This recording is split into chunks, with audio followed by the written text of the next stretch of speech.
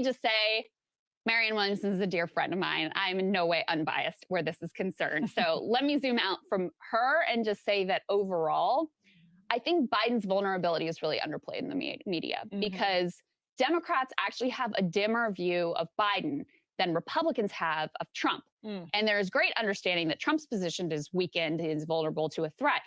But you have a strong majority of Democrats saying, we do not want Joe Biden to be our standard bearer next time around. We do want to have choices and options. So there is an opening for someone to represent that majority of the party that says we would like some other choices here. Just one thing that I've been thinking about a lot over the last year is like, why is there no Ralph Nader candidate that is talking about tech, that is talking about some of these like really existential questions that we face as a country from a totally outside the box perspective? And I was thinking about that on the right, but I really think Marianne Williamson is that on the left, because she has, I mean, she's already weighing in on the schedule, which is totally rigged and totally pro-Biden in a way that I think has echoes of Bernie Sanders in 2016. And she's more than capable of making those arguments, but she also has something I really like is this big picture perspective on the sort of existential problems in the United States of America. Like, she can talk about the sort of daily political fray, but she brings a totally fresh vantage point to it, and people make fun of it. Like, there's this in the Politico interview, she says, when they ask what the media got wrong about her in the last campaign cycle, she says, where should she begin? I'm certainly not anti-science. I'm not anti-vax. I'm not the Krystal lady. I didn't tell people they got sick because they didn't pray enough. Basically, I'm not stupid.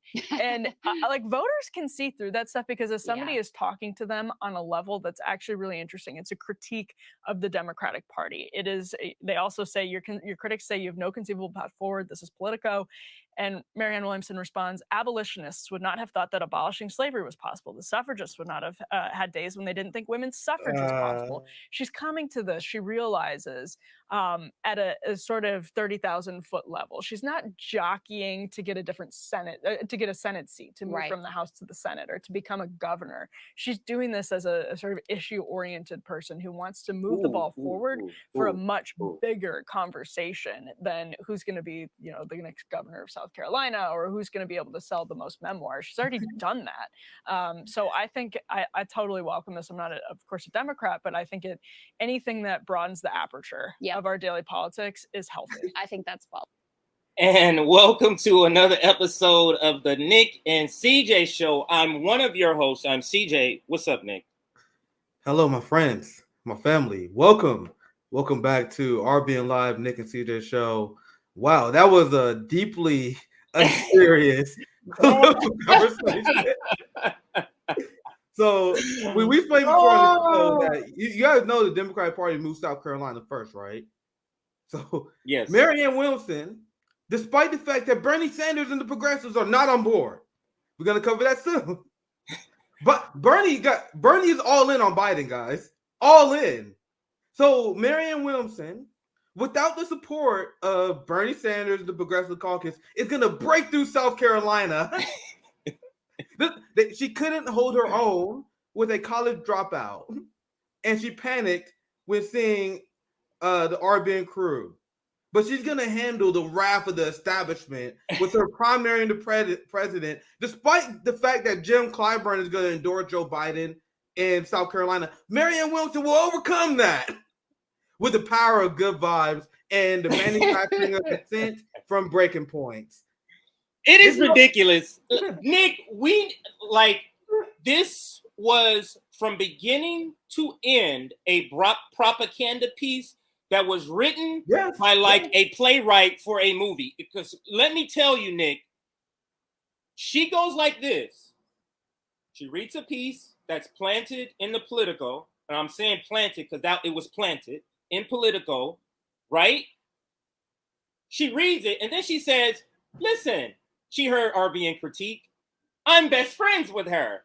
So I'm completely unbiased because RBN pointed that shit out. So I'm completely unbiased. So let my subordinate read the script for you. And that's what we just saw. She literally had her subordinate, who was on the opposite side, say this glowing praise as if she's on her side, Nick. It was just glaringly obvious to me I'm like, what kind of shit is this? After this take of this video, you know what she did? She turned to Krystal and said, "Was that okay, boss? Was that okay?" Go ahead, Nick. I don't know if you guys caught the cringe. Here, I pull it up because I saw. It was very easy to pull up because she was getting roasted for this. Despite the cringe coverage of Breaking Point, you can tell they're doing a PR piece for Marianne Williamson. They even read her press release on this, which was horrible. And they don't even know. They passed it off as a good thing. Let me pull the quote up. Oh, I haven't seen it. I haven't seen it. I don't know if you was let me. There we go. Do that. Sorry, my thing was messing up. No. So, despite the madness that was going on Breaking Point, let me read to you what they said. And this is the quote they read from Marianne Williamson. This is their question they asked Marianne. Your critics say you have no conceivable path forward, that running again is a vanity project. Which me and RB, we exposed that. That's exactly what we said. Literally anyone who is not Marianne Williamson's friend will say she has no chance. This is nothing more than a vanity project. And then you have her friends that is manufacturing consent for her. There's no polls. There's no evidence based on her previous performance, based on just the basic fact that Bernie couldn't get it done, Nina couldn't get it done, but she's gonna get it done despite the fact the Democrats gonna rig it more for Biden. It's ridiculous. So everyone knows this is true. So you want to know what her answer to that is? The same way I asked her, why should people donate to your campaign if they're workers? And despite the fact that Bernie betrayed her, she said, "Oh, if you feel that way, don't donate to me."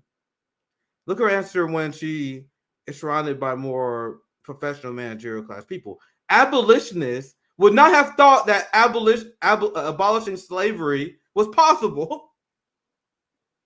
The suffragists would not have had days when they didn't think women's suffrage was possible. So she's comparing her running a campaign and stealing money from the working class so she can write a book later to abolitionists. It's ridiculous. This is beyond absurd. You guys understand? People was killed for siding with the Negro being nigga lovers and shit. Like there was real societal threats to your life for being an abolitionist in Missouri. They teach you about the conflict between Missouri and Kansas all the time here. And the white people were abolitionists. They was cut off from the social circle. Like it was a lot of sacrifice that came from being a Jim Brown who was executed, for example, right? So she's comparing her running this vanity project where she siphons money from the working class to pay her friends $100,000 a year consulting gigs, and she compared that to abolition. This woman is deeply narcissistic, and it was shown in our conversation. She Nick, can't handle any conversation without someone kissing her ass. Well, go ahead, CJ. I was just gonna say that particular quote is what stood out to me. A lot of stuff, but top was that part when she said abolitionists didn't think, if they didn't think ending slavery was possible. I stopped the video. I rage quit right there and had to come back to the video today. I had to give it a day because I rage quit. I didn't even hear after she said the other stuff, the women's suffrage. I didn't even hear that. Yeah. I stopped it immediately. I said she got the audacity to do this, to want to use black people and black struggle. Says a lot. It says something. And don't think, Marianne Williamson, this is to you. Don't think because you believe in reparations or say that out loud that somehow that gives you carte blanche to just say anything about black community. It doesn't. It does not. She felt like she was anointed by Oprah. Remember, she's Oprah's friend. She was anointed by Oprah, and now she's the ultimate white savior. The ultimate white savior. Oprah's black. Oprah's black again. Is Oprah black again? It depends on your definition. Here. Like rich black people, if you're friends, if you say I'm great friends with black people, if they don't make under $100,000 a year, sit your fucking ass down. Okay? Sit your fucking ass down. If your friends are Jay-Z and Sean Combs, sit your fucking ass down, okay? Stop acting like I'm just multicultural. All your people are millionaires. Oprah Winfrey is your friend? Oprah Winfrey is a billionaire. You telling me you heard something from Oprah Winfrey about the Black community is like you telling me you ain't heard shit. It really offends me about Oprah Winfrey because billionaire Black people, you know how much good they can do, Nick, and it won't even touch their living style at all. CJ. Millionaires, okay, oh, I'm a millionaire, I might lose money. She could literally drop $500 million and still not have any difference in her life and completely change people's lives. CJ. She has the influence to completely break down systems, Nick, and she just sits back in her class and goes, "What's up, Martha? How's everybody doing up back here?" Go ahead, Nick. It infuriates me, billionaires. Trader of the highest order. But then the psychology of that could go back to the question. The question was, everyone knows you stand no chance. So why are you doing this vanity project? When called out for a vanity project, her first reaction, no, I'm an abolitionist. She is projecting this image that she is here to save us. I am the white savior. Don't worry about third parties. Don't do Marxist organizing. I am going to save you. I am the abolitionist. Like that's a fraudulent slip as far as I'm concerned, because this is exactly what we criticize her for. Nick, what is she going to do? So she's going to take money from working class people, and she doesn't even have the support of AOC, Bernie Sanders. Yeah. Not a single progressive can come out and support her. This is what the professional managerial, they don't give a fuck about how the working class is doing economically whatsoever. Oh, it's just $5 to you. That's nothing. Yes, to you, exactly. That's nothing. Stop acting like $5 is not something to working class people when eggs is over $5. And that's the critique they can't handle, because I say, if you want to go all in on electoral politics and you got money left to spare on mutual aid, have fun, go all at it, Hoss. My question to her and to these people who push electoral politics as our savior and answer, if you are that single mother with 2 kids, but you still want to be socially active, so you set aside $15 because that's all you could afford for social issues. On RBN, we preach that everyone has a role in this movement. If you're busy working, providing for your family, you don't have time to hit the streets, do anything you can. So if you set aside $15 for social programs, to advocating for a better good. My question to Marianne and these people is, why should that person give money to you instead of mutual aid or literally anything worth a damn? And their answer to that was, oh, if you feel that way, don't vote for me. It's not a sci-fi answer. And they put she anointed herself, the professional managerial class, they anoint themselves as abolitionists, as the saviors, as the white saviors. That's why the rage come out at Black Marxists at RBN when we go to the left, when we critique them, because they're like, how dare you not be grateful? I am fighting for you. I'm your savior. That is their mindset. That is their mindset. Sorry, I was muted. Who's promoting her, Nick? Just think about it. Now, the latest person I hear is promoter is Vaush, or Vaush, however you call his name. Yeah, Marianne Williamson got hit with a hard interview for the first time in her goddamn life on RBN, and then she immediately went on tour and like, let me get softballs again. But she's gonna be the one who's gonna overthrow the establishment, the one who can't do anything other than softball interviews. But go ahead, CJ. Yeah, but the point that I'm making is that is the working class supporting her? Is the poor? Is the multiracial, is the multigenerational? Who's supporting her? But Vaush, but friend of the show, and we love her, Brianna. But who's this last person we just? Krystal Ball. All of Breaking Point, as you clearly can see. Cal Kalinske, like they got the whole hood is behind her. CJ, Marianne got the whole hood. Yeah, their hood.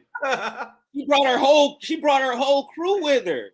She brought her whole infrastructure. And they're really trying to manufacture consent. What's different? You tell me. But let's do a broad look at this, Nick. You tell me how this is different than what corporations do with elections. How is this any different? Same thing. How? Same thing. You're not having to pay for it, but you know all of them. And they're doing the same thing that the people in corporate media do for the red and blue and red team just for money. It's the same thing. Literally, Breaking Points is reproducing corporate media in the independent media atmosphere. They only use corporate media sources. They stay in the same narrative lane as corporate media. They don't bring on RBN. They don't bring on the Glenn Greenwalds. They don't bring on, maybe, I don't know if they brought on Glenn Greenwald, but the Maxes and the Aarons and the Wyatts and the Margaret Kimberleys. Yeah, they manufacture consent. They do the same thing that Noam Chomsky criticized the corporate media for doing. They manufacture consent by cutting off people to the left. They don't invite people on that will delegitimize their ideas. They bring on, at best, dumbasses that make them look like they're on the left because they bring on right-wingers and other liberals, but they will never have RBN. They never have any of the true anti-war voices on. Now, let's go back to the whole Marianne Williamson thing, because as you asked this question earlier, what do we even get for Marianne campaign? And through the breaking points, a video, they said Marianne's gonna run a Bernie-like campaign. False. False. False. That's a false statement. And I'm going to explain. And there's a reason why the Vanguard didn't invite me on their panel. And the Vanguard sent out a tweet, was like, we should invite on for the Marianne Williamson panel. Everyone was tweeting me. There were a ton of people tagging me, and they were like, no, fuck that shit. Wait, I didn't know that. So let me back up. Let me pause right there. No, I'm not saying it's a big deal. It's just that I did see that they had a panel. And who did I see on there that we knew? We knew a couple of people. Lila from the podcast. I didn't watch it. No, I clicked on it and I saw who was there. Zainab was on there also. So, and it was fine. But what I'm saying is, I didn't know it was just a blanket. Hey, who wants to come on and talk about it? I thought they. No, it was just a funny anecdote because I saw that tweet because people tagging me. I'm still banned on Twitter. And I'm enjoying. I'm not missing Twitter. Yeah, you're taking a vacation. But I thought I was tagged in this. I'll still see my notification. I saw I was tagged a bunch of times in this damn thread, and I saw the Vanguard was like, "Who should we invite on for our Marianne Williamson panel?" Not everybody. I'm not that popular, but there was enough where I noticed my notifications. Like, God damn, all these people. So they didn't invite me on because they know we the idea so easily because like you by yourself, Nick, or me by like you versus 5 other people. Yeah, bring the whole panel. It don't matter because think about this. They say Marianne Williamson is running a Bernie-like campaign. What did Bernie Sanders do in 2016? He popularized otherwise not popular ideas. Medicare for all and stuff was not popular, so he ran on those. What is the messaging campaign that Marianne Williamson is bringing to this election that is not already overwhelmingly popular that we know the Democratic Party is not going to give us? Nothing. In fact, Marianne Williamson agrees with Joe Biden on Ukraine. Yeah. So you guys want to run a messaging campaign. You guys want to siphon working class money to run a left candidate where she has no criticism of Biden's foreign policy. Which is the front and center thing right now. So, because in past elections, Nick, they can say, hey, nothing's going on. We're not in a major war. So who cares about foreign? You can't say that now. We're talking about nuclear Armageddon. We're talking about now. We can't have somebody soft on foreign policy whatsoever. You're going to challenge Biden, but you are not calling him out for the worst things he's doing. Yeah, no. Funding genocide. Arming Taiwan and escalating with China. No criticism of that. They come from the Bernie Sanders NATO left. In fact, they hate China. Look at Ro Khanna, what he said. Yeah. No criticism of Ukraine. No criticism of NATO. But you're going to be the left representative that run against Biden. This is beyond a joke. There was a rally, amazing rally. Thousands of people, over 1,000 people there. Savvy Sav was there. It was amazing. This is why I was about to talk about my intro first. So I think it's a good time to talk about it because you see why people wanted to prevent people from organizing because you see all these amazing pictures. Hella man, I'm bad on Twitter. And so I can't say anything, but I've been watching Savvy, all these pictures, all these people coming together despite political beliefs. It's amazing. People standing against the war machine. Now people got right about now what I told you guys, despite who it does not matter who goes. It does not matter. Because now there are people writing about this. Now people are like, why are they protesting the war? That's the only thing that matters. Yes. The only thing that matters. Conversation has been started. Rage against the war machine was trending on Twitter, and then Ukraine was trending on Twitter, and everyone's talking about, oh my God, are these people Russian apologists? Are they right about NATO? Are they right about the war? That's all they're talking about, and that's exactly the point. We want to. I saw one that said rage against the Ukraine war for the Russian state or something like that. Like there's a flyer now that looks very similar to the actual flyer that they have. Or I'm sorry, graphic is what they say now. It's beautiful. Like, if you guys haven't seen it, look at the picture. There's these people. They're socialists, they're libertarians. All these people, they're white people, they're black people. There, all the people to come together to protest the war. And at first, you can tell. I know you don't pay attention to this stuff, CJ, but you can tell the boutique left could not wait for this motherfucker to flop, and they could not wait. So they was like, I cannot wait to talk shit to see no one show up at this rally. But now they've been dead silent, CJ, because there was a ton of people there. And now they're planning another rally in a few weeks. These things are infectious. Now, the conversation about the Ukraine war and endless war and nuclear war is permanently etched into political discourse. That's why it doesn't matter that a podcaster was there that you did not like. Because at the end of the day, that does not matter. None of these things that the online love, the people who don't log off, the things these people say, oh my God, you're going to legitimize it. None of that shit matters. The only thing that matters is raising awareness on the issues that you guys agree with, which happened at the Ukraine war, at the rally. Raising awareness about the Ukraine war, driving discussion. And I've seen liberals melting down about this. I've seen Ukraine flag Twitter. I've seen liberal crowd Twitter. They say, oh my God, I can't believe what Jimmy Dore said. He said NATO is Zelensky's that far at this. I'm like, you see, now them melting down is a good thing. Because now they're spreading our ideas on accident. Because they're rational people that are like, wait, what do they mean by that? See, you guys see as loud as those people are, as loud as the people who are projecting, oh, what do you mean crazy? There's some people in that same group going, wow, I didn't know about that. Yeah, and then they're gonna look into that's what we need to reach. You're not gonna get everybody. Yes. You're gonna as long as you get somebody, you gotta deprogram propagandize net. And you scoop through the people. Most of them gonna go through the net, but you're gonna get a few people, and that's all you can do. Jimmy Dore is trending today. He's been trending for the last 2 days because of the collection of anti-imperialists posting his speech and a bunch of liberals melting down and showing his quotes that they think will work, which will only work in their circle jerk. But there's people seeing these information like, I didn't know that. That's the point of these rallies.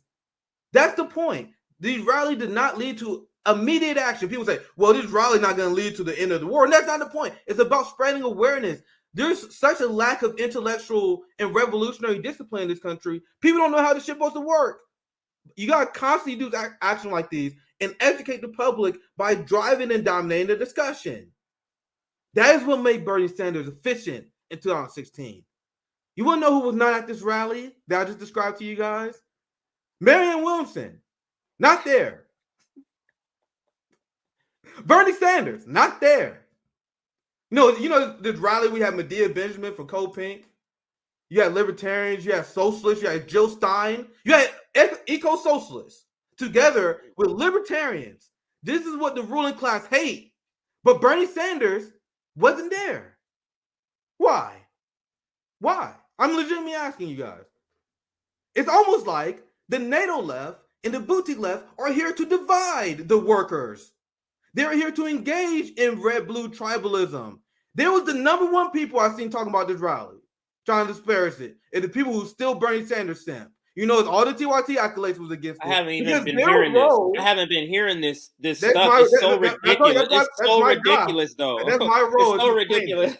My role. Sorry, go ahead. I'm the hawk. I'm here to show you guys. I see what you're saying, and I'm here to explain to you guys why there are traitors to the working class. Not the best we have.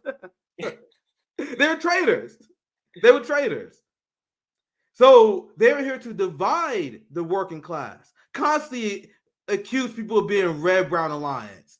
You can't organize with this person. Meanwhile, Ro Connor's friend is Bill Krystal. Meanwhile, Bernie Sanders is still apologizing for the war criminal Joe Biden, which we're going to get into here very soon. So you had this massive anti-war rally. They didn't show up. Bernie didn't show up. Marianne didn't show up. We had a Medicare for All rally, which I spoke at.